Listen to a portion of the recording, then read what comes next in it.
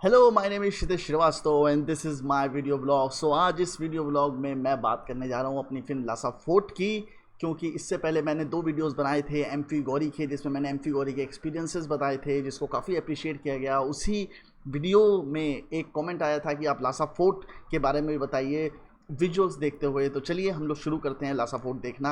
और उसके मतलब मैं आपको पूरी पिक्चर नहीं दिखाऊंगा, तो घबराइए मत, मैं सिर्फ आपको एक्सपीरियंसेस बताऊंगा कि उसमें क्या क्या हुए थे। तो let's go and watch this film and review it. So start करते हैं। सो ये जो लाइन है मैंने इसे लिखी थी ताकि लोगों को समझ में आए कि जो पिक्चर है वो कंप्लीटेड नहीं है, मैंने खुद से कंप्लीट की है।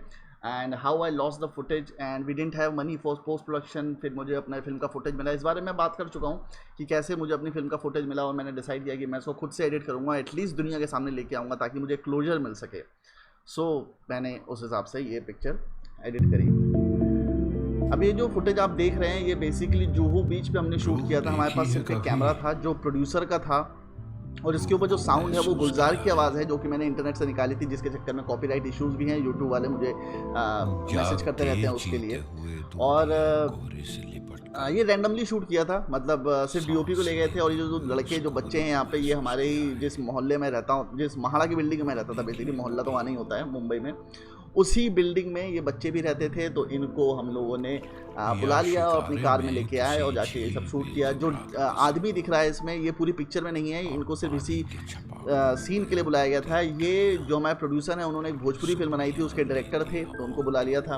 और नीतू पांडे को तो आप जानते हैं, ये हमारी फिल्म में एक्ट्रेस थी, और इनको मैं लखनऊ के थिएटर के दिनों से जानता था।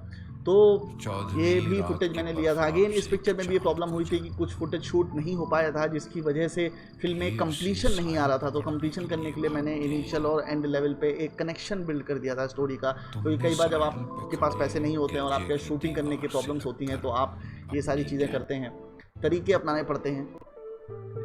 ये जो आप ओपनिंग शॉट देख रहे हो लासा फोर्ट का, ये शूट करने में हमें करीब 4 घंटे लगे थे, क्योंकि मुझे स्पेसिफिकली यही शॉट चाहिए था जिसमें इनिशियली जो प्रोटैगनिस्ट है फिल्म का वो दिखाई ना पड़े, पर मतलब हमें ये नहीं पता चले कि वो हैंडीकैप है, पर दिखे कि कोई तो चीज़ दिख रही है। और जब हम उसके पास जाएं, जब तक वो हमें दिखाई पड़े, तब जाके हमें पता चले कि अच्छा वो एक हैंडीकैप चेयर पे बैठा है। तो ये हमने ट्रैकिंग शॉट लिया था, इसके लिए हमने ट्रैक ट्रॉली लगाया था, और काफ़ी टाइम लगा था शूट करने के लिए, जो कि इसमें काफ़ी लाइटिंग अरेंजमेंट थे और बहुत सारी चीज़ें थी। मतलब लगातार फोकस शिफ्ट करना था, और हमारे पास जो फोकस शिफ्ट करने वाला लड़का भी था वो बहुत ही यंग था, 21-22 साल का लड़का था, तो वो फोकस शिफ्ट बहुत ज़्यादा नहीं हो पा रहा था। तो 4 घंटे लगे थे इसको शूट करने के लिए, क्योंकि प्रिपरेशन में बहुत टाइम गया था, फिर शूट में काफ़ी टाइम गया था।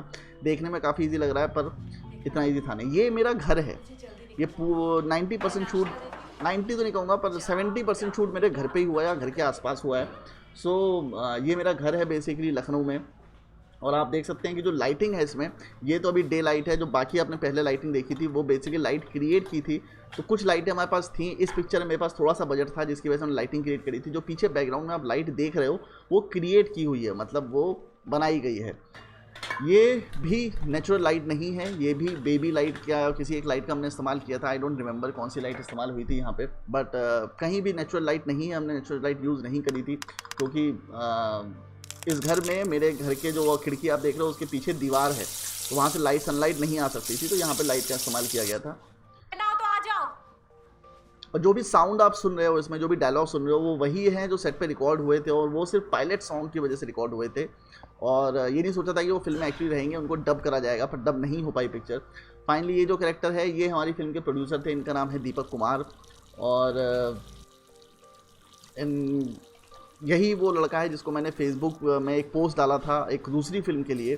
तो ये मुझे मिले थे, काफ़ी इंथुजियास्टिक लड़का था, एनआईटी का पास आउट था, and he was from Patna Bihar, and he was a rich kid, and but very nice guy, अच्छा बंदा था। दूसरा जो बंदा जिसको आप देख रहे हो वो है मुजाहिद खान। मुजाहिद बेसिकली पीवीआर में मैनेजर था और बहुत अच्छी पोस्ट पे था, पर इसको भी एक्टिंग करनी थी, पर उसको वो ड्रीम पूरा नहीं हो पा रहा था। तो मेरे से मिला था, तो हम लोग काफ़ी टाइम, जैसे मैं अविनाश के साथ बैठ के काफ़ी बातें करता था, वैसे ही मुजाहिद के साथ भी काफ़ी बातें करता था। तो उसमें ये मोटिवेट हो जाता था। तो इसने ये प्रॉमिस किया था कि ये पिक्चर हम लोग पीवीआर में रिलीज़ करेंगे अगर ये पिक्चर कंप्लीट होती है तो।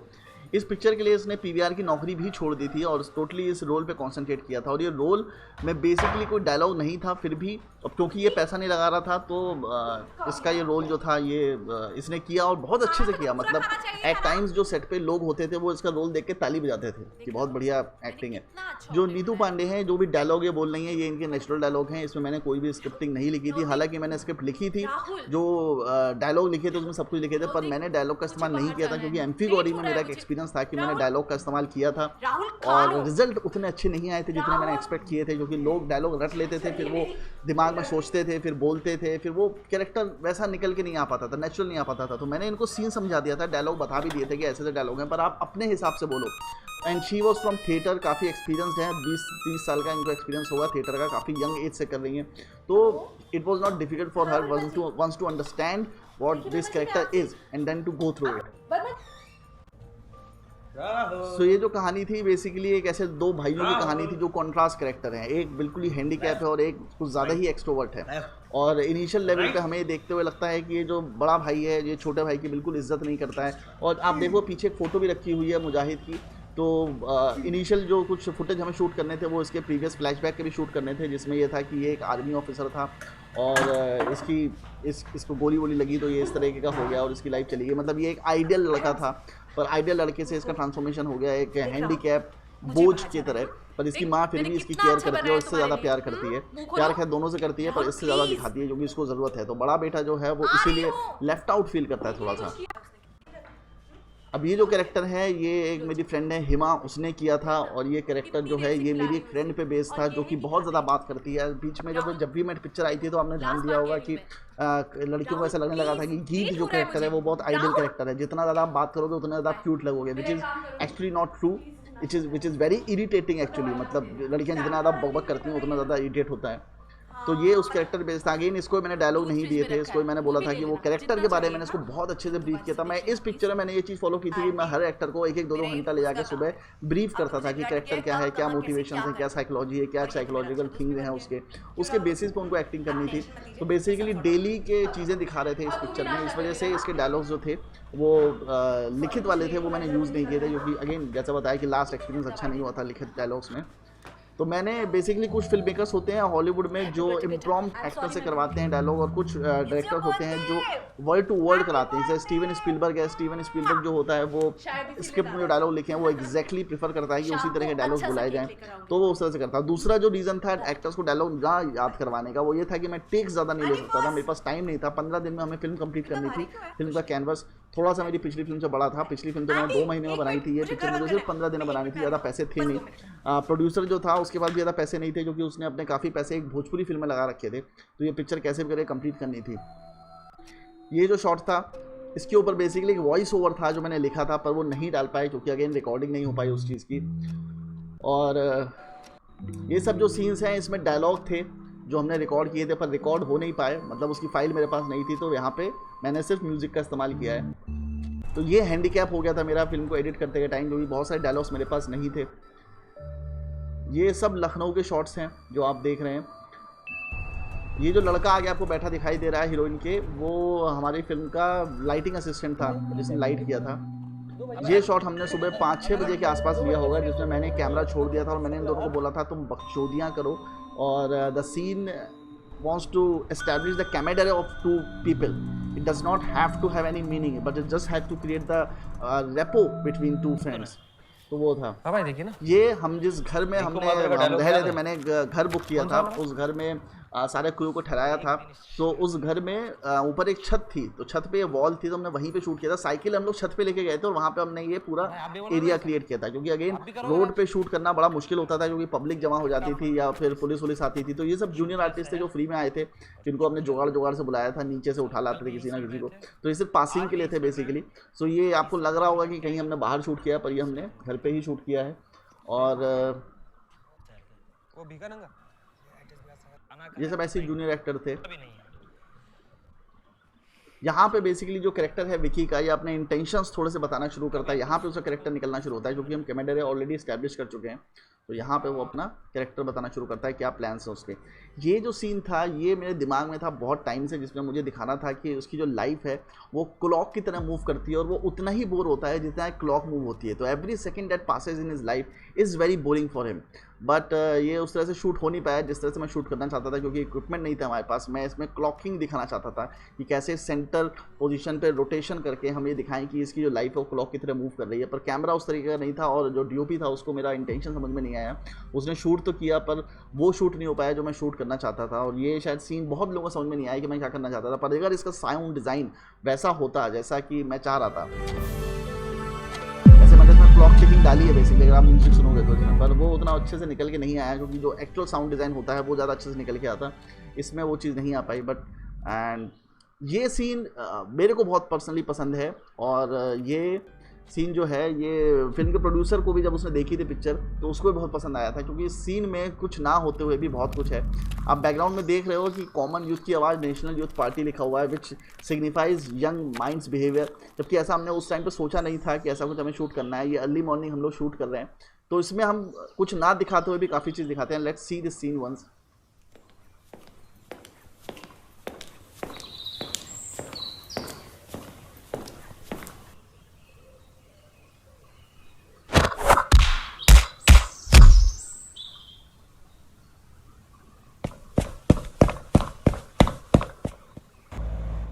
सो ये काफ़ी फिल्मी सीन था, काफ़ी फिल्म फेस्टिवल टाइप का सीन था, जिसमें कुछ ना दिखाते हुए भी, मतलब हमने फाइट सीक्वेंस ना दिखाते हुए भी फाइट दिखाई। इसके पीछे एक रेस्ट्रिक्शन ये था कि अगर आप फिल्म में फाइट दिखाते हो तो आपको यूनियन से परमिशन लेनी पड़ती है, फाइट यूनियन से परमिशन लेनी पड़ती है। तो इसलिए मैंने वो चीज़ अवॉइड करी थी। तो कहीं से मुझे पर्सनली ये सीन बहुत अच्छा लगता है। मुझे लगता है कि बड़ा इंटेलिजेंट सीन था जो मैंने उस टाइम पर डिवाइस किया था।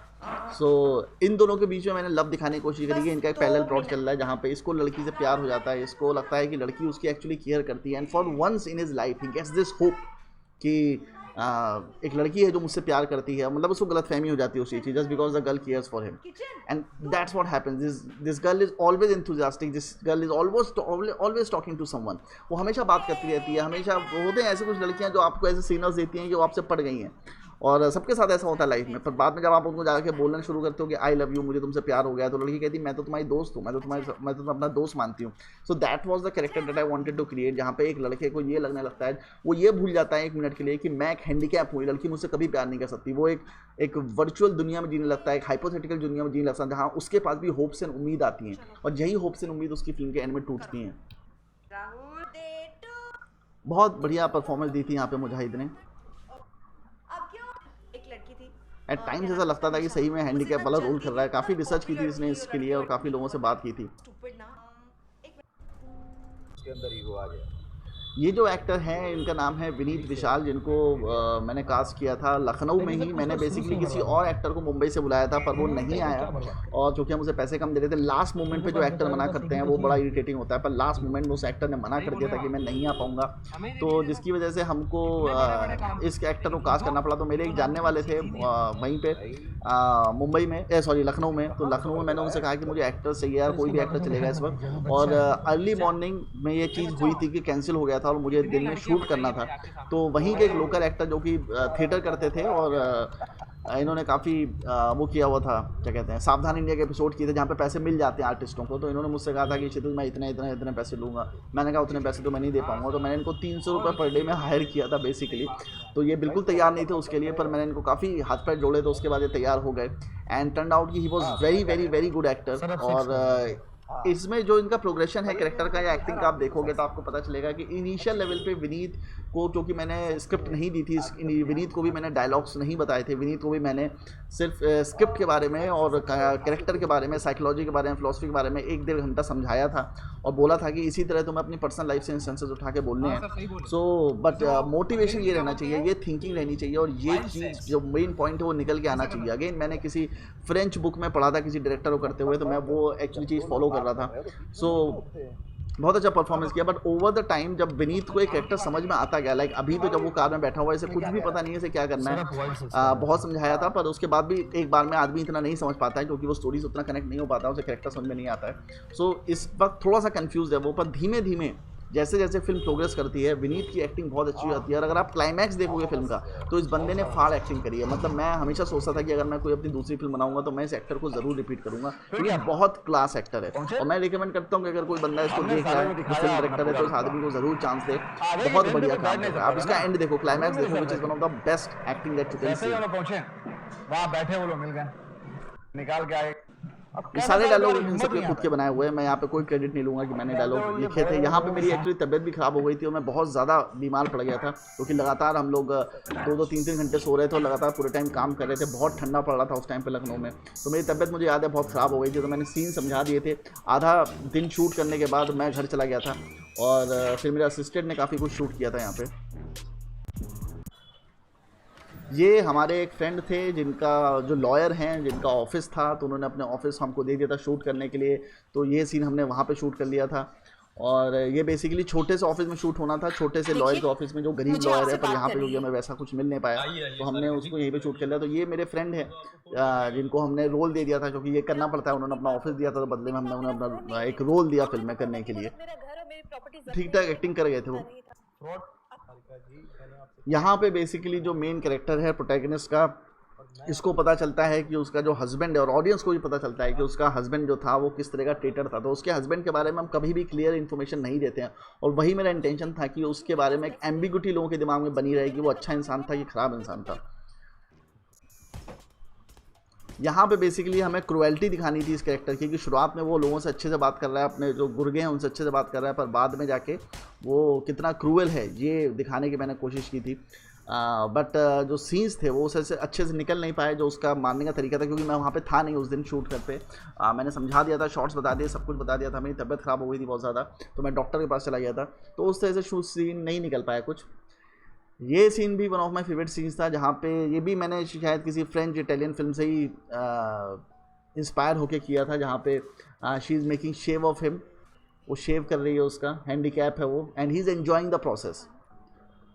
एंड बहुत सारी लड़कियां ऐसी होती हैं जिनको शेव करना बहुत पसंद होता है, पर वो शेव कर नहीं सकती क्योंकि वो लड़कियां होती है, because shave looks very manly, कि आप उसमें शेव कर रहे हो। वो जो जिलेट के एड्स होते हैं ना, उसमें उसको शेविंग को भी वो इतना मैनलीनेस और इतना एक्साइटिंग वे में दिखाते हैं कि आपको लगता है कि अच्छा बड़ा महान काम कर रहा है कोई। So I just wanted to show that कि लड़की बड़ी इंथुजियास्टिक। और मैं एक ऐसी लड़की से मिला भी हूँ जिसने मुझे ये बोला था, तो कहीं ना कहीं वो चीज़ जिससे इंस्पायर थी, जिसने मुझे ये बोला था कि मेरा भी शेव करने का बहुत मन करता है, मैं तुम्हारा शेव कर दूंगा। पर मैंने आज तक किसी लड़की से अपना शेव करवाया नहीं है, बट यहाँ पे ये चीज़ थी। तो ये शेव कर रही होती है, and she was very excited, enthusiastic, and he was feeling happy that someone is doing finally something for him. But वो लड़की का फ़ोन आ जाता है बॉयफ्रेंड का, और यहाँ पे डायलॉग थे उसके, पर अगेन वो डायलॉग रिकॉर्ड नहीं हो पाए, तो मैंने यहाँ पे म्यूजिक से खेला है। So that was a thing, and she talks to his boyfriend. And यहाँ पे एक्चुअली हमें फ्रंटल शॉट्स भी लेने थे, पर मुझे याद है कि उस दिन हमें 4 सीन और शूट करने थे, तो हमने सोचा कि ये फ्रंटल शॉट्स हैं, उसके लिए पूरी लाइट चेंज करनी पड़ेगी, तो हम वो शॉट्स बाद में ले लेंगे, पर बाद में ले नहीं पाए। तो ये सारा वन टेक हो गया, जबकि वन टेक ये था नहीं इंटेंशन। हमें हिमा जो कैरेक्टर है उसके भी कुछ टॉकिंग शॉट्स लेने थे, काफ़ी शॉट्स लेने थे, तो वो सब डालना था, पर नहीं ले पाए टाइम की कमी के कारण। मतलब प्लान किया था पर हो नहीं पाया एग्जीक्यूट उस तरह से। 15 दिन बाद पैसों की भी कमी हो गई थी, तो हमको शूट बंद भी करना पड़ा, जिसकी वजह से कुछ शूट्स नहीं हो पाए। शायद 2 दिन का शूट और अगर मैं इस पिक्चर करता तो काफ़ी चीज़ें और कंप्लीट हो जाती। अब ये लड़का देखिए, आप शेविंग के बाद अभी अपने बॉयफ्रेंड से बात करिए तो थोड़ा इरिटेट हो रहा है, थोड़ा सा वो हो रहा है, पर अभी भी इसको लगता है कि लड़की को जीत सकता है, तो ये चल रहा है। ये औरत जो है ये किसी और घर में काम कर रही है। जिन आंटी को आप देख रहे हो ये मेरे पड़ोस में रहती हैं, उनके घर में ही शूट कर रहे हैं। उनसे भी हमने फेवर मांगा था, उन्होंने भी हमको हेल्प करी, and she was very enthusiastic कि अच्छा चलो पिक्चर में काम करने का मौका मिल रहा है। सो ये शॉट भी मेरे दिमाग में विजुलाइज हुआ था, जिसमें एक औरत ये डिसाइड कर रही है कि वैसे वो पैसा चुराए या ना चुराए, क्योंकि कभी कभी आपके पास एक एक्सेस होता है, पर वहाँ आप अपना कैरेक्टर दिखाते हो कि आपका कैरेक्टर सही है कि नहीं है। तो यहाँ पे उसका वो डायलेमा मैंने दिखाने की कोशिश करी है कि whether she wants to steal the money और not, but she has access to, she can do it, and she makes a choice. वो चॉइस लेती है कि नहीं, वो पैसा नहीं चुराएगी। अब यहाँ पे बोर हो रही है और यहाँ पे वो डांस कर रही है, ये कैरेक्टर उसके साथ मतलब उसको एंटरटेन करने की बेसिकली कोशिश कर रही है। तो यहाँ पे हमने गाना बजा दिया था, काटे नहीं कटते दिन ये रात। तो उस टाइम मैंने बजा तो दिया था, पर बाद में जाके मुझे पता चला कि टी सीरीज़ वालों को मुझे इसके लिए 25 लाख रुपए देने पड़ते अगर ये गाना मुझे पिक्चर में डालना पड़ता। तो खैर शूट तो हो गया था, बाद में हम लोग उसको डाल नहीं सकते थे। अगर पिक्चर बनती भी बाद में या पोस्ट प्रोडक्शन होता तो बहुत प्रॉब्लम्स होती, बहुत लाइसेंस लेने पड़ते हमको। खैर मैंने पिक्चर तो यूट्यूब पर रिलीज़ करी है, तो मुझे इतना प्रॉब्लम नहीं है, मैंने डाल दिया है। कॉपीराइट क्लेम्स आ रहे हैं उसके ऊपर, पर ठीक है, पिक्चर तो कंप्लीट हो गई। सो यहाँ पे मुजाहिद का मुंह जो है सॉस में गिर जाता है। यहाँ पे प्रॉब्लम ये हुई थी कि जो ओट्स हमने बना के रखे थे वो मसालेदार ओट्स थे, तो मुजाहिद की आंखों में चला गया था जिससे उसको काफ़ी दर्द होता था। पर उसके बाद भी उसने एक बार भी शॉट के दौरान कुछ नहीं बोला। शॉट के दौरान वो लगातार शूट करता रहा। बाद में उसने बताया कि ओट्स में मसाला है और मेरी आंखों में चला गया है। तो that was a dedication of Mujahid at that time. बहुत बढ़िया परफॉर्मेंस दी थी इस बंदे ने। कैसे हैं आप? इनका भी कैरेक्टर ऐसा है कि ये बार बार ये पता चलता है हमको कि एक दिन में कितनी सारी प्रॉब्लम ये झेल रही हैं। और ये एक जो फिल्म में जो एक दिन है, जिस दिन को ये दिखाया गया है, ये बहुत डिसिसिव दिन है, क्योंकि इस दिन में इनकी सबकी लाइफ चेंज होने वाली है। इस औरत के साथ सारी प्रॉब्लम है कि ये अपना घर लूज़ करने वाली है। अगर इसका घर लूज़ हो जाएगा तो ये कहाँ जाएगी अपने बच्चे को लेके? बड़ा लौंडा तो इररिस्पॉन्सिबल है, तो वो तो हेल्प करेगा नहीं। तो इसी को सारी चीज़ें करनी है, क्योंकि इसको अपने बेटे का रिस्पॉन्सिबिलिटी लेनी है जो हैंडीकैप है, जिसकी ये केयर करती है। बड़ा बेटा तो अपना कुछ ना कुछ कर लेगा और वो इसकी मदद नहीं करेगा, तो ये उस पर भरोसा नहीं करती है। So she has to find some way to save her house. जो इसके पति ने कुछ गलतियाँ करी हैं वो प्रॉब्लम है। ये सीन रेस्टोरेंट में शूट नहीं किया है, ये हमने जिस कमरे में क्रू को ठहराया था वहाँ पे गद्दे बिछे हुए थे, तो वहीं पे हमने टेबल कुर्सी लगा के शूट कर दिया था। और आप देख लो फोरग्राउंड में जो लोग ये 2 ग्लास रखे हुए हैं और पी रहे हैं, ये मैं और डीओपी हैं। हम लोग लगातार बैंगन का भरता और दाल चावल खा रहे हैं। मुझे आज भी याद है कि बैंगन का भरता और दाल चावल खा रहे हैं हम लोग यहाँ पे फोरग्राउंड में बैठ के। और कैमरा हमारे जस्ट पीछे लगा है और कैमरा दीवार से एकदम सटा हुआ है, इसलिए डीओपी वहाँ नहीं बैठ सकता था क्योंकि कमरा बहुत छोटा था।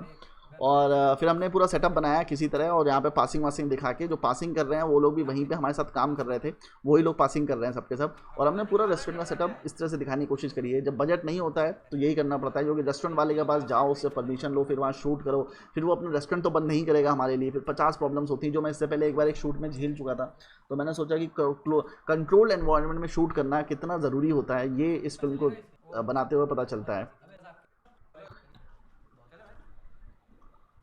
तो यहाँ पे हमें एक और चीज़ क्लियर होती है सीन में कि कैसे जो विकी का कैरेक्टर है वो एम्बिगुअस है, मतलब वो किसी को लेके कहीं पे भी एक लॉयल्टी नहीं है उसके अंदर। वो जिस बॉस के लिए काम करता है उसको भी कुछ करने की सोच सकता है। तो यहाँ धीमे धीमे उसके इंटेंशंस क्लियर होने शुरू होते हैं। अब यहाँ पे जो 2 एक्ट्रेस बैठी हैं उसमें से एक एक्ट्रेस जो हैं वो लखनऊ थिएटर की बहुत बड़ी एक्ट्रेस है, इनका नाम है मृदुला सिन्हा, शायद मृदुला सिन्हा नाम है, नाम भूल गया। उनको भी मेरे फ्रेंड ने भेजा था। She was very very very good actor, but again the problem was कि she has not faced camera too much. So उनका जो एक्टिंग था वो बहुत ही बनावटी निकल के आ रहा था, तो मैं उसको चेंज नहीं कर पा रहा था। 50 बार समझाने के बाद भी वो चीज़ नहीं निकल के आ पा रही थी। और मैं उनकी बहुत रिस्पेक्ट करता था, क्योंकि मैं जानता था कि वो थिएटर की बहुत अच्छी एक्ट्रेस हैं और वो काफ़ी बड़ी एक्ट्रेस हैं। बट उन्होंने इस कैरेक्टर को थोड़ा सा इनके चेहरे पे एक निगेटिविटी आ रही थी, एक मीननेस आ रही थी, जो मुझे नहीं चाहिए थी। मुझे चाहिए था कि एक जो कैरेक्टर्स हैं वो बहुत ही रियल लाइफ हों, बहुत ही आम लोगों की तरह हों, जो एक्सप्रेशंस भी निकल रहे हों वो उसी तरीके के निकल रहे हों कि मतलब आपको लगे कि वो उनकी मजबूरी एक्चुअली में है, वो आपकी मदद करना चाहते हैं पर कर नहीं पा रहे हैं बेसिकली किसी वजह से, क्योंकि सेल्फिश होता है हर आदमी basically. Middle class, lower middle class में लोग बहुत सेल्फिश होते हैं। तो that is what I wanted to show, but again that was a problem. Casting is very important. जो लोग समझते हैं ना कि कास्टिंग में लोग रिजेक्ट क्यों हो जाते हैं, एक्टर्स को काम क्यों नहीं मिलता है, वो इसलिए नहीं मिलता है क्योंकि डायरेक्टर के लिए कास्टिंग बहुत इंपॉर्टेंट होती है। और मेरे जैसे डायरेक्टर के लिए जो इंडिपेंडेंट फिल्में करते हैं उनके लिए कास्टिंग बड़ा मुश्किल होता है, क्योंकि एक्टर्स पैसा मांगते हैं और आप पैसा दे नहीं सकते, और आपको अपनी फिल्म भी बनानी होती है जब आपके पास फाइनेंसर नहीं होता है। जो फाइनेंसर था उसमें बेसिकली किसी को पैसा नहीं दे रहा था, वो सिर्फ फिल्म मेकिंग का ही पैसा दे रहा था। सो उसके बाद भी ज़्यादा उतने ही पैसे थे। तो बेसिकली मैंने उसको गलत टाइम पे फिल्म बनाने के लिए बोल दिया था, क्योंकि मेरे दिमाग में एक रात को एक थॉट्स आ गए थे कि मुझे फिल्म बनानी है, और मैंने उसको आइडिया बताया तो वो तैयार तो हो गया। 6-7 महीने से या शायद 1 साल से वो मेरे पीछे पड़ा था कि फिल्म बना लो क्षितिज भैया, फिल्म बना लो क्षितिज भैया। पर मैं एमफी गौरी कंप्लीट करने के पीछे पड़ा था। मैं ईगो ट्रिप में था कि जब तक एमफी गौरी कंप्लीट नहीं होगी मैं अपनी नेक्स्ट फिल्म नहीं बनाऊंगा। तो 1 साल बाद जब उसने 6-7 महीने बाद जब उसने अपनी फिल्म शुरू कर दी तो वहाँ उसके काफ़ी पैसे चले गए, कुछ 45 लाख रुपए उस भोजपुरी फिल्म में चले गए। तो वहाँ से फिर वो ये फिल्म में पैसा नहीं लगा पा रहा था बहुत ज़्यादा। ये जो कैरेक्टर है ये मेरा सगा भाई है, मेरा बड़ा भाई है, जो एक्चुअली लखनऊ का ही है और लखनवी अंदाज ही हैं उसके। तो उसको हमने बुला लिया था इस रोल के लिए, क्योंकि अगेन फिर एक्टर को बुलाना बहुत मुश्किल था, लखनऊ में ढूंढना मुश्किल था, मुंबई से बुलाना मुश्किल था। एक्टर्स जो इवन थिएटर के भी हैं जिन्होंने थोड़ा बहुत टीवी किया था वो सब बहुत पैसा चार्ज कर रहे थे, तो बुलाना बहुत मुश्किल था। तो यहाँ पे शूट किया हमने एक्चुअल एक दुकान में शूट किया था, जो कि चारबाग में थी, जहाँ जो ट्रेन स्टेशन है उसके पास एक दुकान थी, वहाँ पे हमने शूट किया था। तो लोकेशन हमें मिल गई थी, बहुत अच्छे भैया थे जिनकी दुकान थी, उन्होंने दे दी थी कि चलो आप शूट कर लो। मैं उन्हें पहले जानता नहीं था पर उन्होंने दे दी थी। तो ये जो बंदा बैठा है इसको आप जानते होंगे, इसका आपने वीडियोस भी देखे होंगे मेरे चैनल पे। ये हैं कमलेश पुरी गोस्वामी, जो हमारे production manager, executive producer, line producer, सारे प्रोडक्शन वाले काम यही कर रहे थे। सो इनको भी हमने एक रोल दिया था पिक्चर में, and he turn out to be quite a nice actor, quite a natural. तो काफ़ी कुछ किया हमने। And again all these visuals that you are seeing in the film, जो भी आप विजुअल देख रहे हो, ये मेरे दिमाग में एज इट इज़ आए थे फिल्म लिखने से पहले। तो मैंने उनको एज इट इज़ लिखा था। उतने अच्छे शायद एग्जीक्यूट नहीं हो पाए होंगे, या मेरे को तो लगते हैं अच्छे, पर आप लोगों को शायद लगते होंगे उतने अच्छे से एग्जीक्यूट नहीं हो पाए। बट जो भी लिमिटेशंस थी उसमें जो बेस्ट हो सकता था वो हमने इसमें किया। एंड इसमें आप देखोगे पीछे जो कैरेक्टर है गगन, अभी मुझे नाम याद नहीं उस कैरेक्टर का, पर वो गगन जो लड़का है जो हमारा दोस्त था, वो पीछे पत्थर खोज रहा है। And it was to be supposedly a funny scene which is a 3 shot, जिसमें एक्चुअली जो दीपक कैरेक्टर है, जो लड़का है विकी, उसने कैमरा घेर लिया था। तो 3-4 बार लेने के बाद भी, जो कि हमारे पास स्पेस नहीं थी और कैमरे बैठने के लिए भी जगह नहीं थी, तो जिसकी वजह से हम लोग वो शूट नहीं कर पा रहे थे बार बार, जबकि वो तीनों कैरेक्टर उस फ्रेम में दिखने चाहिए थे। पर खैर जो भी होता है अच्छे के लिए होता है। ये हमने भागने दौड़ने का सीन शूट किया था। कमाल गर्मी थी जिस दिन हम लोग शूट कर रहे थे। यहाँ पे थोड़ी सी आपको इन दोनों की एक्टिंग दिख रही होगी, क्योंकि मैंने इनको बोला था कि बीच बीच में कैरेक्टर अगर इतना भागेगा तो थकेगा भी, तो तुम लोग वो कर सकते हो, तुम्हें वो ब्रेक ले सकते हो। तो उन्होंने थोड़ा सा अननेचुरल सा ब्रेक ले लिया था। यहाँ पे मैंने दीपक का कैरेक्टर ट्रांजिशन दिखाया था, जहाँ पे वो पहली बार पैसे देखता है। क्योंकि जब आप पैसे की बात करते हो, ये एक साइकोलॉजी है बेसिकली, कि जब आप पैसे की बात करते हो तो बात अलग होती है, पर अगर पैसा आपके टेबल पर रख दिया जाता है, सामने रख दिया जाता है, तो आपकी थिंकिंग चेंज हो जाती है। अगर मैं किसी को 10 लाख रुपये ऑफर करूँगा तो वो एक बार को हाँ ना कुछ भी बोल सकता है, पर 10 लाख रुपये ला के मैं उसकी टेबल के ऊपर रख दूँगा तो वो कभी मना नहीं करेगा। तो ये चीज़ भी आप याद रखिएगा, कल को प्रोड्यूसर बनिएगा तो अगर आप किसी एक्टर से बात करने के लिए जा रहे हो तो पैसा लेके जाओ। आप उसके टेबल पे पैसा रख दोगे तो वो कभी भी फिल्म करने से मना नहीं करेगा, क्योंकि पैसा सामने दिखते ही आदमी के दिमाग में 50 तरीके के डिज़ायर्स, थॉट्स, ग्रीड क्रिएट हो जाती है कि वो पैसा अगर उसे मिल जाए तो क्या क्या चीज़ें खरीद सकता है, क्या क्या चीज़ें कर सकता है। तो अभी तक दीपक जो था वो दूसरे आदमी के लिए काम कर रहा था, सॉरी विक्की जो है वो दूसरे आदमी के लिए काम कर रहा था, पर अभी तक उसने पैसा हाथ में देखा नहीं था। पर यहाँ पे गलती की वजह से बैग फट जाता है, वो पैसा देखता है, उसके दिमाग में अगेन वो ग्रीड आ जाती है जो उसके दिमाग में नहीं आनी चाहिए थी। ये सीन अगेन मेरे दिमाग में बहुत क्लियर था कि कैसे शूट करना है। कई लोगों को सीन अच्छा लगता है, कई लोगों को नहीं लगता है। मैंने इसमें विप का इस्तेमाल किया। अगर आप देखो तो पीछे विप की आवाज़ आती है, और विंड चाइम का इस्तेमाल किया है, और हवा का इस्तेमाल किया है। ये जो विप आप सुन रहे हो ये मैंने लगातार थ्रू आउट सीन में इस्तेमाल किया, और आगे भी लगातार इस्तेमाल कर रहा हूँ। तो यहाँ पे मैं बता नहीं रहा हूँ कि क्या हो रहा है, but from the seen it is evident कि क्या हो रहा है। ये किसी के घर पे बैठी है और उनसे पैसा ले रही है सेक्स करने के लिए, because she has gone through that, and we have not explain कि how her character becomes that, but it's a story of a day and she has gone through a lot, and maybe this guy was after her for a very long time. कोई पति का दोस्ती होगा, but now she is agreeing to it. So वो दिखाने का मैंने इसमें कोशिश किया था। और जो विप लैश है वो बेसिकली ऋत्विक घटक की एक पिक्चर है मेगा ढाका तारा, वो जब मैंने देखी थी तो उसमें मेरे को जब एक जो हीरोइन होती है उसके क्लाइमैक्स में जब वो अपने एक बॉयफ्रेंड को ये सब अपनी लाइफ की प्रॉब्लम बता रही होती है और बॉयफ्रेंड भी उसको अबैंडन कर देता है, तो उस टाइम पे उसके ऊपर जितनी बार वो अपनी प्रॉब्लम बताती है एक विपलैश की साउंड आता है। So which psychologically tells you कि how she is feeling inside, how physically she is getting tormented by the life.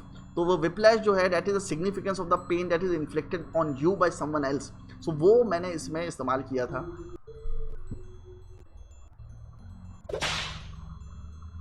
ये बहुत सिंबॉलिक था, इसमें बिना डायलॉग के मैंने सिर्फ दिखाने की कोशिश करी थी। और मैं हमेशा कोशिश करता था कि मैं वॉइस ओवर का इस्तेमाल ना करूँ, नरेशन का इस्तेमाल ना करूँ, क्योंकि film is a medium of showing not of telling. अगर मैं सब चीज़ बता ही दूंगा तो चीज़ें नहीं होंगी। जिस घर में हम लोग रुके हुए थे उसी घर के सामने एक पान की दुकान थी, वहाँ पे हम ये शूट कर रहे थे। चाय हमारे जहाँ घर पे हम लोग काम कर रहे थे वहीं पे बनी थी, तो हमने इसको लेके यहाँ पे शूट करना शुरू कर दिया, वहीं पे शूट कर दिया। जो कि अगेन लोकेशन ढूंढना सबसे मुश्किल काम होता है, और लोकेशन पे और चूँकि हमारा जो घर था हमने लिया था वो गली मोहल्ले में था, तो पब्लिक वहाँ दिन में बहुत ज़्यादा नहीं होती थी और गर्मी बहुत पड़ती थी। तो गर्मी नहीं, सॉरी ठंड थी, तो इतना ज़्यादा लोग बाहर निकलते नहीं थे। गर्मी लखनऊ जैसी जगह में लोग दिन में बाहर नहीं निकलते, दिन में बेसिकली सो रहे होते हैं। सो इतना प्रॉब्लम नहीं होता था दिन में शूट करने का। तो यहाँ पे बेसिकली दोनों का कैमेरा दिखाई देता है, जो बड़े भाई और छोटे भाई जैसा है वो पता चलता है हमको।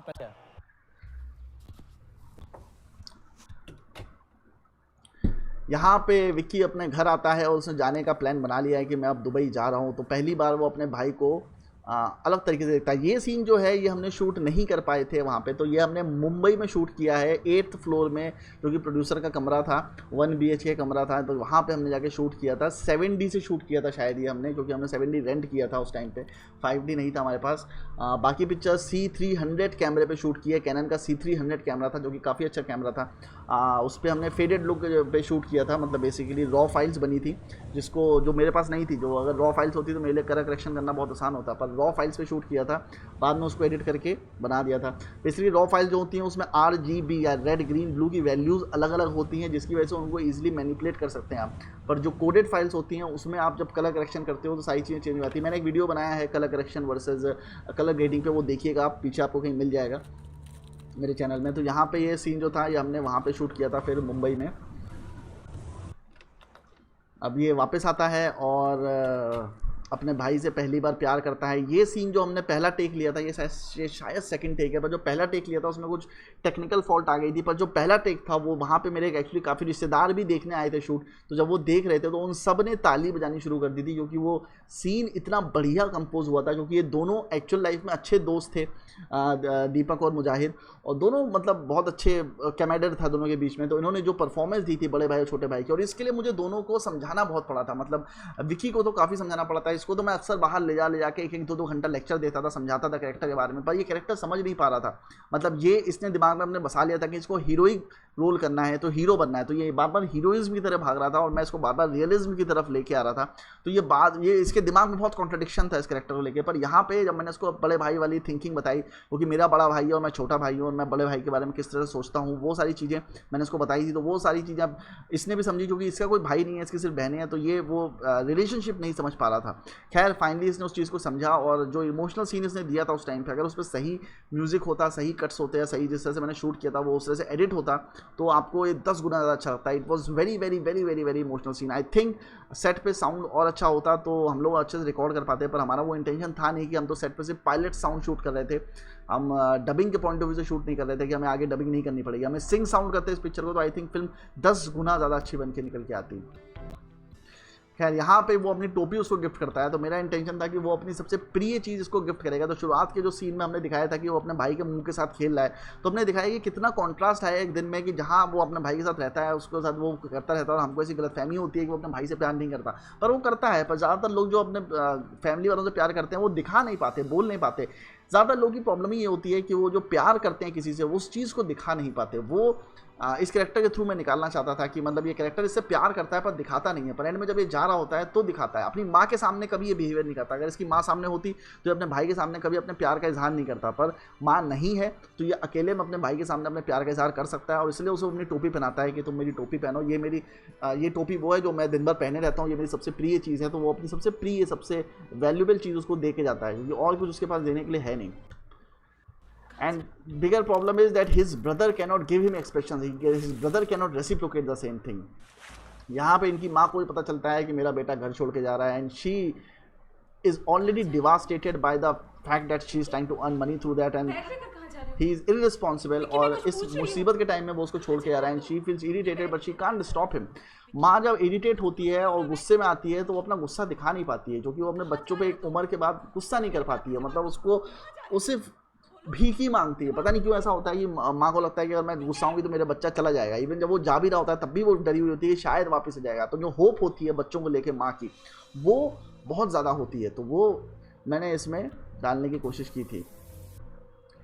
And at this point also Mujahid also comes to know कि okay something wrong has happened. अभी तक वो अपने भाई को जब देख रहा था तो उसको वो चीज़ समझ में नहीं आई थी, वो भाई का प्यार देखा था, पर अभी तो समझ में आ रहा है कि उसका भाई एक्चुअली घर छोड़ के जा रहा है, विच वॉज ह्यूज। ये भी मैंने अपने घर में शूट किया था। तो यहाँ पे ये औरत अगेन वो विप्लैश की आवाज़ आपको यहाँ पे सुनाई पड़ेगी।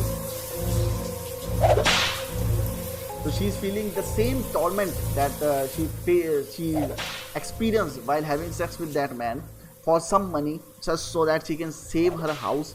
सिर्फ घर बचाने के लिए कितनी मेहनत करनी पड़ती है ये इस औरत को देखना पड़ता है। तो she is trying to rub off the smell of that man from her body. So that was the theme of this thing. यहाँ पे ये जिस घर में हम लोग रह रहे थे, घर हमने जो बुक किया था वहाँ पे सारा क्रू ठहरा हुआ था, तो उसी में एक 2 कमरों के बीच में एक छोटा सा बरामदा था, वहाँ पे हम ये शूट कर रहे थे इस चीज़ को। तो हमने सेटअप क्रिएट कर लिया था, दीवार रंग दी थी, इधर उधर छोटी मोटी चीज़ें कर ली थी। जो घर के ओनर थे वो एक कर्नल थे, शायद कर्नल थे, मुझे याद नहीं, पर अच्छी पोस्ट में थे, गवर्नमेंट की पोस्ट पे थे। And he was very helpful. उन्होंने कहा जो करना है करो, हमें कोई फ़र्क नहीं पड़ता है, फिल्म के लोग हैं, कोई फ़र्क नहीं पड़ता है, करते रहो, जो मना है तुम लोगों का, तो कर लेते। अब यहाँ पे आप देखो विनीत की एक्टिंग कितनी ज़्यादा चेंज हो गई, क्योंकि अब उसको कैरेक्टर समझ में आने लगा है, और वो अब इरफान से विनीत एक्चुअली बहुत ज़्यादा इंस्पायर था। तो मैंने इरफान के पॉइंट ऑफ व्यू से इसको कैरेक्टर समझाना शुरू किया था। इसकी आवाज़ का टोन भी चेंज हो गया है और सब कुछ चेंज हो गया, मतलब कमाल की एक्टिंग परफॉर्मेंस निकल के आ रही है। और मैं खुद हैरत में पड़ गया था कि इतनी अच्छी परफॉर्मेंस कोई कैसे दे सकता है। और जो दीपक था, जो प्रोड्यूसर था, वो एक सीन के बाद इरिटेट भी हो जाता है, क्योंकि रियल में इरिटेट हो जाता है, और उसका झगड़ा भी हो जाता है हम लोगों से, क्योंकि वो उसको लगता है कि विनीत को ज़्यादा अच्छा परफॉर्म कर रहा है, उसका कैरेक्टर निकल के नहीं आ पाएगा। तो ये भी प्रॉब्लम्स आपको झेलनी पड़ती है जब एक्टर इनसिक्योर हो जाता है। तो बाद में हमने उसको समझाया, सब कुछ किया, उसके बाद वो वापस आया, सारी चीज़ें हुई। कई बात तो मुझे डीओपी को मोटिवेट करना पड़ता था, क्योंकि डीओपी को भी अगर हम बहुत ज़्यादा पेमेंट नहीं कर रहे थे तो उसको भी मुझे मोटिवेट करना पड़ता था। और मैं आपको एक बात बताऊँ कि जिस वक्त मैं ये पिक्चर शूट कर रहा था, तो जिस डीओपी को मैंने हायर किया था, शूटिंग से 1 दिन पहले उस डीओपी ने शूट करने से मना कर दिया, आने से मना कर दिया था। ये भी प्रॉब्लम मैंने झेली है। तो दिल्ली में एक मेरे जो प्रोडक्शन वाला है कमलेश फ्रेंड, उसका कोई फ्रेंड था जो दिल्ली में शूट कर रहा था, और दिल्ली में उसकी शूट पे मारधाड़ हो गई, तो शूट बंद हो गई। तो वहाँ से वो वापस मुंबई जा रहा था, तो उसको टिकट कराने के उसके पैसे नहीं थे, तो कमलेश ने उसका टिकट करा के उसे लखनऊ बुला लिया, और यहाँ पे हमने उसके साथ शूट करना शुरू कर दिया। तो it was like a god's divine intervention, वरना डीओपी हमारे पास था ही नहीं और शूट शुरू ही नहीं हो पाता, और मैं बड़ा ही डिलेमा में पड़ जाता। यहाँ पे मुजाहिद का बर्थडे सेलिब्रेट हो रहा है, उसका बर्थडे है और सारी चीज़ें हो रही हैं।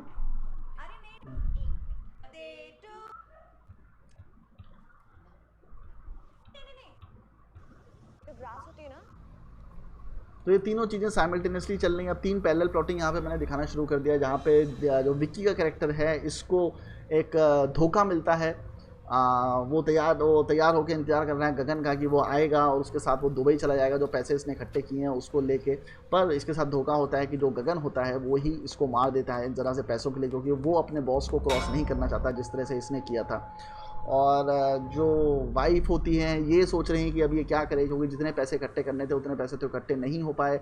Now she has this gun, जो उसके पति की थी, जो पुरानी गन थी, जिसको उसने बेचने की भी कोशिश करी पर वो बिक नहीं रही थी और वो चलती भी नहीं है, तो वो किसी काम की गन थी नहीं। तो she doesn't know what to do. उसके बेटे का बर्थडे है, अगले दिन घर खाली करना पड़ेगा, तो she has no idea what to do with her life.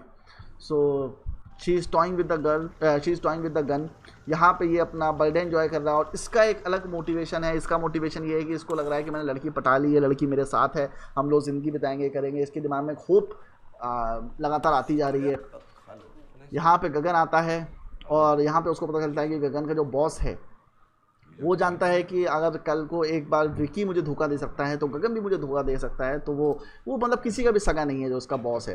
तो वो उसको बताता है कि तुम मेरे अब किस काम के हो, जब विकी चला गया, मेन काम तो विकी करता था, तो तुम तो सिर्फ उसके गुर्गे थे, साथ में घुमा करते थे, तुम भले ही मेरे लॉयल हो पर तुम मेरे किसी काम के नहीं हो, तो तुम जा सकते हो, मतलब ऐसा। तो यहाँ पे Vicky is going through this torment कि उसके बेस्ट फ्रेंड ने, जिसको छोटा भाई मानता था वो सपोजली, उसने उसको धोखा दे दिया। यहाँ पे हम दिखा रहे हैं कि ये इस गन को चलाने की कोशिश करेंगे कि अगर ये गन चल जाती है तो ये गन अच्छे दामों में बिक जाएगी और मुझे पैसे मिल जाएंगे। एंड यहाँ पे हम दिखा रहे हैं कि यहाँ पे ये लगातार इसको प्यार कर रही है, इसको केयर कर रही है, तो ये मुगालते में है कि शायद ये लड़की मुझसे प्यार करने लगी, और इन तीनों के भ्रम एक एक करके टूटने शुरू होंगे। So everything that they decided for them in a whole day, it all gets devastated. पूरी फैमिली डिस्ट्रॉय हो जाती है एक दिन के अंदर। तो मेरा जो फिल्म बनाने के पीछे पर्पस था वो यही था कि एक थिंकिंग थी, जो ये थी कि बेसिकली कभी कभी हमारे जो लाइफ के गोल्स होते हैं हम उनको अचीव करने की कोशिश करते हैं, पर जब वो गोल्स मिल जाते हैं तो हमारी लाइफ के पर्पस ख़त्म हो जाता है, मतलब कि वो जो गोल मिलने का पर्पस था वो ख़त्म हो जाता है। यहाँ पे मुजाहिद को रियलाइज़ होता है कि जो भी वो प्यार करती थी वो सिर्फ उसे एक हैंडीकैप समझ के कर रही थी, एक बच्चा समझ के कर रही है, जबकि वो जवान आदमी है और प्यार वो किसी और से करती है। और पार्क में उसको इसलिए लेके आई है नहीं कि उसका बर्थडे मनाना है, स्पेशली उसका बर्थडे मनाना है, वो बेसिकली अपने बॉयफ्रेंड से भी मिलने आई है, जो उसका बॉयफ्रेंड उससे मिलने के लिए आया है। दीपक को अपनी गलती का एहसास होता है, विक्की को अपनी गलती का एहसास होता है, और समझ में आता है कि दुनिया में कोई किसी का सगा नहीं है, तो सबसे सगे होते हैं वो अपनी फैमिली होती है, और वो डिसाइड करता है कि वो जाके अपना बदला लेगा। यहाँ पे ये वापस कोशिश कर रही है कि गन एक बार चल जाए, अगर गन चल जाएगी तो प्रॉब्लम सॉल्व हो जाएगी। यहाँ पे विक्की आता है और गगन को मार देता है क्या उसने मेरे साथ क्योंकि उसने उसे धोखा दिया है। So that is the punishment that he thinks he deserves. मार दिया। बैग कहाँ है टेडी सर? तो बैग चाहिए ना। यहाँ पे जो इंटेंसिटी है विनीत जो विलेन बना हुआ है उसकी एक्टिंग की, वो बहुत ज़्यादा कमाल की इंटेंसिटी है, बहुत बढ़िया इंटेंसिटी है। पीछे आप देख रहे होंगे कि मैंने कैरेक्टर को खड़ा किया है जो खड़ा रहता है और नॉनवेज बनाता रहता है, ऑमलेट बनाता रहता है बेसिकली। वो हमारे घर में काम करता था सीतापुर में। मेरे पापा जब पोस्टेड थे तो वो लड़का वहाँ पे रहता था, वो काम मांगता रहता था पापा से। तो पापा ने उसको अपने घर पे रख लिया था कि चलो तुम हमारे घर पे काम करो, हम तुम्हें पैसा देंगे। तो उसको मैंने खड़ा कर दिया था वहाँ पे। And I just wanted to show him that he is so used to of this thing that he doesn't care about this thing. It was a surreal thing जो मैंने इस्तेमाल करने की कोशिश करी थी उसमें। फिल्म के एंड में गोली चलती है और गोलियां चलती हैं और बेसिकली वी डोंट नो कि किसने किसको मारा, पर एकदम से एंड में पता चलता है कि यहाँ पे सब के सब जो हैं इनसे गोली गलती चल जाती है, इनकी डेथ हो जाती है। वहाँ पे दोनों एक दूसरे को गोली मार देते हैं, उन दोनों की डेथ हो जाती है। मुजाहिद अकेला रह जाता है and he doesn't know that his brother is also killed and his mother is also killed and he is now all alone in this world. There is no one to take care of him. His life ends. यहाँ पे मैंने एक serial से event दिखाया जहाँ पे ये लोग वापस अपने माँ बाप के साथ है। जब एक परफेक्ट लाइफ अगर इनकी होती तो इस तरह की होती, पर वो परफेक्ट लाइफ मिल नहीं पाई क्योंकि बाप ने एक गबन करा, एक गलत किया। गबन का थिंकिंग भी मेरे दिमाग में प्रेमचंद की कहानी गबन से आया था कि बाप ने एक गलती करी और उसका खामियाजा पूरी फैमिली को भुगतना पड़ा। बेटा एक हैंडीकैप हो गया आर्मी में और एक अब नॉर्मल सी डिसफंक्शनल सी लाइफ वो लोग जीने लगे। पर अगर परफेक्ट लाइफ होती तो किस तरीके की होती? तो शायद कभी ड्रीम्स में अगर वो लाइफ होती तो इस तरह की लाइफ इन लोगों की होती जहाँ पे ये लोग सब साथ में होते हैं, एंजॉय कर रहे होते हैं और सब चीज़ें चल रही होती हैं, मज़ा मस्ती कर रहे होते हैं और कभी लाइफ में कोई प्रॉब्लम नहीं होती और ये लोग happy and ever after live कर रहे होते। तो this was the thinking behind making this film. So बहुत सारी चीज़ें मैंने बताई इस फिल्म के बारे में, बहुत सारी चीज़ें शायद मिस भी हो गई होंगी, but it's okay, doesn't matter. तो this was the film that I made. I hope कि आपने कभी ये देखी हो पिक्चर, आपको कुछ कुछ इसकी मीनिंग समझ में आए हो कि मैंने क्या करने की कोशिश करी है। पिक्चर बहुत कंप्लीट नहीं हो पाई थी, जितनी कंप्लीट हुई थी मैंने वो पोस्ट अपनी तरफ से करके डाल दिया था। आई होप कि आपको ये वीडियो अच्छा लगा हो, पिक्चर अच्छी लगी हो चाहे ना लगी हो। पर मेरी जो थिंकिंग थी इस पिक्चर को लेके, वो फिलॉसफी मैंने काफ़ी लिखी थी। करीब 50 पेज मैंने इसके सिर्फ नोट्स लिखे थे और 70-80 पन्ने की मैंने स्क्रिप्ट लिखी थी और उसके बेसिस से मैंने पिक्चर शूट की थी। पर अगेन बजट कॉन्स्टेंट्स, बाहुबली भी अगर आप बनाओगे 50 करोड़ में तो नहीं बन पाएगी। बाहुबली को चाहिए थे 250 करोड़। जितना पैसा होता है पिक्चर अच्छी होती है। तो ये कहना हमेशा कि ज़ीरो बजट में पिक्चर अच्छी बनती है, गलत फहमी है। जीरो बजट में पिक्चर अच्छी नहीं बन सकती और बनेगी भी तो लोग उसको देखना पसंद नहीं करेंगे क्योंकि प्रोडक्शन वैल्यू नहीं देखती। पिक्चर में प्रोडक्शन वैल्यू लोग पसंद करते हैं। स्टूडेंट ऑफ द ईयर इसलिए चलती है क्योंकि उसका प्रोडक्शन वैल्यू हाई है, उसमें लॉजिक्स नहीं है पर आपको फिर भी वो पसंद आती है। तो यही था। सो मिलते हैं जल्दी नेक्स्ट व्लॉग में और आई होप ये व्लॉग आपको अच्छा लगा हो। अच्छा लगा तो please like share and comment करिए, सब्सक्राइब करिए चैनल और जल्दी मिलते हैं नेक्स्ट व्लॉग के साथ। Bye bye.